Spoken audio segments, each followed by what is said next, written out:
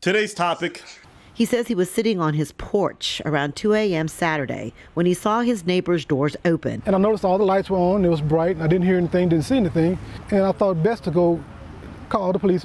Let's start when the video starts, 2:31 a.m. and 42 seconds. The body camera video shows the officer checking the front door of the house. You see the screen door closed, but the front door is open. From there, the officer walks to the right, to the east side of the house. You can see the white car parked under the carport. The officer walks up to the side door. That screen door there is also closed, but the main door, again, is open. So the officer can see into the house. When the officer gets to the back of the house, there's a blue car parked in front of the garage. He turns on his flashlight and checks the gate to the backyard. That's at 2:32 a.m. and 24 seconds. It's been 42 seconds since he checked the front door, and he has not identified himself as a police officer. At 2:32 a.m. and 48 seconds, the officer opens the gate and walks into the backyard. You see the air conditioning unit at the back of the house there. Just 8 seconds later, you see the officer walk to the window at the back of the house. Atatiana Jefferson is standing on the other side of that window. You hear the officer yell, "Put your hands up, let me see your hands." Put your hands up, show me your hands. He immediately fires the single shot through the window, killing Atatiana. I don't want to spend too much time speaking on the particulars of the case because I feel like this shooting is indefensible. First, I want to talk about the neighbor. I'm devastated because people say, well, James, it's not your fault, you're not your fault.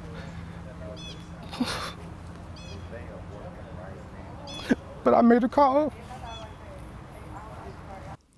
Neighbor was concerned for his neighbor, Atatiana, and seeing the door open, decided to make a non-emergency call. Police came and killed her. And this neighbor's response to what happened is that he felt guilty. It would be like you seeing smoke coming out of a house. You call the fire department. They set the house on fire, and you blame yourself. Do you understand? In his head, what he's internalized is that I called killers on my neighbor. And now he has to live with that trauma his entire life. That's what it is, though. And then think about the 8-year-old nephew who was playing video games with Tatiana when that shooting happened. She was in her living room, heard noises, went to the window to check it out because she cared for her nephew. Now imagine what's going through that nephew's mind. He sees his aunt go up to the window. He hears a noise. He hears, "Hey, put your hand," boom. So now his ears are ringing. He's confused. Two strangers, white men he's never seen in his life, in full gear, come running to the house. They start checking the perimeter to make sure it's safe. They clear the gun. Then he notices his aunt is on the floor, motionless. He doesn't know how to respond because he's choked up. Police officers come back. They start to administer CPR. He calls his aunt's name. She doesn't respond.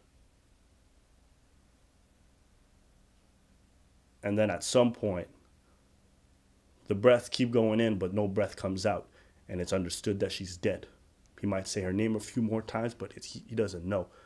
Ambulances rush in. Families coming in. Kids still was really confused and in complete shock. Now you got media rolling in. All the neighbors are angry. Hundreds of police officers are on the scene. He has to leave his own home. And so now he's going to go through a media circus for a couple of weeks. His whole family's distraught, crying, reeling from this. And then probably 3-4 weeks from now, he's going to go back to school. A teacher's going to come up and say, what's happened to you is really hard. If you ever feel like you need to talk, come talk to me. And then he's going to go into class. Some kids are going to know what happened and are going to look at him weird. Others are going to be oblivious. Classes are going to start. Things are going to move forward. And eventually he's going to have to learn to just swallow all the images that he had to see as an 8-year-old and start moving on. And that trauma that he has is never going to really be addressed. and he's going to carry that with him for the rest of his life. Anytime he hears a loud noise, those flashbacks might come. You don't know how trauma and huge experiences that you deal with that as a kid affect you later on in life. And what you recognize is that cycle of violence, that cycle of trauma is so common in our neighborhoods. There's so many young black people growing up in that. Even if it's not them, it's their neighbors, it's their siblings. And, you know, I'm just unpacking some of the traumatic experience that I had in my kid and how my childhood and how it affects me as an adult. Imagine for them, you know, that's crazy. And it's a scary place to raise your child in. That's funny because I remember when I was growing up, when we were driving around the neighborhood going back home, it was a rule in the car that it was illegal to open the lights inside the car. Mm-hmm. My parents said that a few times. No, you can't do that. You're not allowed. But it's really just because they didn't want, like now I get it, they just didn't want to attract attention. Mm-hmm. They didn't want to attract attention to them being the only black people in that neighborhood. They don't want to attract attention. Cops or whatever. They told me if there was a problem, look for an adult. Don't bother the cops. Later on in life, I sat down and understood what they were trying to say. They were trying to have the talk with me without traumatizing me because my surrounding was white. And not me thinking bad of white people or white society, but at the end of the day, dealing with the police, I had to be very careful.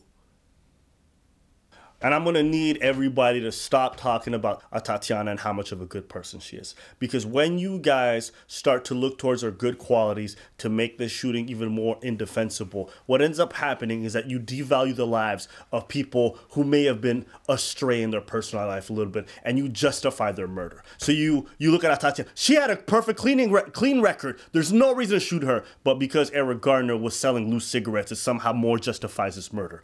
We have this narrative that we're starting to play into even as black people where we feel the need to justify someone's life based off of their record. Listen, I've not always been a good person. In my younger years, I was a troublemaker. Now today, with my military service, with my place in society and how I'm involved in the community, people would say I'm an upstanding citizen. But if I get into shooting at 18 and people justify that because I was a little bit of a shithead then I never get to be the better human being I have today. And when you kill someone at any point, regardless of their criminal record, you rob them of their ability to become a rehabilitated human being.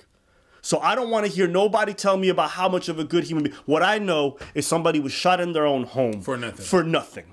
And that's all I need to know. Everything else is irrelevant to this discussion. People always want to tug on emotional heartstrings. Get that shit out of here. I want something that's simple and just. What are the facts? I don't care that she was a churchgoer. I don't care that she was a mother of 20 kids. I don't care if it's Mother Teresa or the fucking kid who stole from a granny last week. What's the fact? You cannot shoot them in their house. For nothing. So I don't want to see no hugging from judges, no Bibles, no awkward forgiveness ceremonies. I don't want to hear about a police department releasing images of a gun that had nothing to do with the shooting when it was sitting on the dresser. Don't release that image and then afterwards say the police officer was in the wrong. If he's in the wrong, why did you release that image to fit a certain narrative? Whenever these shootings happen, especially around black people, you recognize that they use specific type of photos. So even the media plays into that narrative. Even if this man goes to jail for life, nothing's going to change. Nope. Because as a society, and this is all over the world, you go anywhere, blackness is viewed as lesser than, disposable, ugly. A threat. Go to India, their caste system, you'll see, based off darkness, not very positive. Go to Africa, skin bleaching, billion-dollar industry. The darker you are, the worse you are. Caribbean, same thing. Go anywhere around the world. And darkness is not well viewed. And until we change our perception of dark people, of darker skin, our internal bias that affects our split-second decisions will always remain. Because if you think about this incident, this was a split-second decision. This was a white police officer who entered a black neighborhood and he was already on guard. Okay? He saw a black woman in her home, saw a gun on the dresser, immediately went to the highest form of threat. You think this happened in white neighborhoods? Of course not. Because of that bias, that officer didn't have the time to react. You have whole school shooters getting captured alive. The discussion on blackness is, I think, why so many black people all over the world react when a shooting happens in America, is because we understand that feeling of being feared, of being seen as a danger, as being seen as squashable just on the basis of our skin. And that's pervasive everywhere. Everywhere. And so when we see what's happening in America, it's a microcosm of what's happening all over the world. And that's why everyone can't help but react. So I have no easy solutions for this. I don't know where this discussion needs to go, but I do know there's things that we haven't discussed. So I just wanted to leave that out there. Is there anything you want to add? Nope. You were inoculated to this? I feel like it, man. You got your black shooting vaccine?